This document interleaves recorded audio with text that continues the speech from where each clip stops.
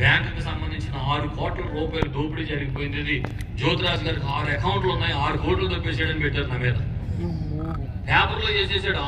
6 అకౌంట్లు ఉన్నాయి, 6 కోట్లు అని రాయగానే నేను చదవగానే ఫస్ట్ పేపర్ చూసి చెయ్యట్టి ఆమేన్ అన్నాను. సరిగట్టిగా ఈ క్రూజెడ్లన్నీ అయ్యే స్తోత్రం చెప్పడం సరిగట్టిగా ఆ డబ్బులు కాదు ఆమేన్ అన్నానే, ఆ డబ్బు స్తోత్రం చెప్పడం సరిగట్టిగా.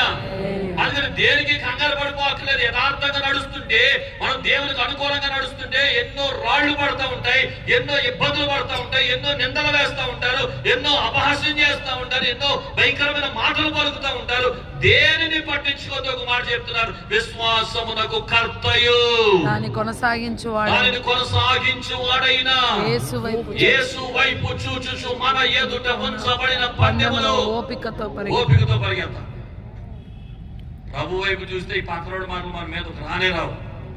ప్రభు వైపు చూస్తే రాళ్ళను పట్టించుకోం. కాబట్టి ఒక మాట చెప్తున్నాను, నీకు ఎప్పుడైనా శ్రమ కలిగితే గొల్గొతా కొండపై సిలువలో వేలాడిన యేసు ప్రభువును ఒకసారి చూడు.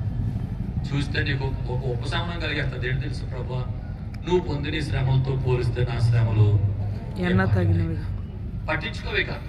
ఆ నిందలు పట్టించుకో. పిడుగుతులు గుర్తులేవారు, అవమానపరిచిన వారు, వస్త్రాలు పెరిగి వేసిన వారు, గడ్డం పెరిగిన వారు, భయంకర ఉమ్మి వేసిన వారు, ఇన్ని నిందలు అవమానాలు యేసుపై చూస్తే అది గుర్తు తెచ్చుకుంటే సేవలో గాని, దేవుని పరిచర్యలో గాని, దేవుని కొరకు జీవించే విశ్వాస యాత్రలో గాని ఇలాంటి నిందలకు, అవమానాలకు, దెబ్బలకు ఇంటి పరిస్థితుల్లో భయపడవు, అన్నిటికీ సర్దుకుపోతాం. స్తోత్రం చెప్పడం సరిగట్టిగా దగ్గరగా చెప్పండి హల్లెలూయా.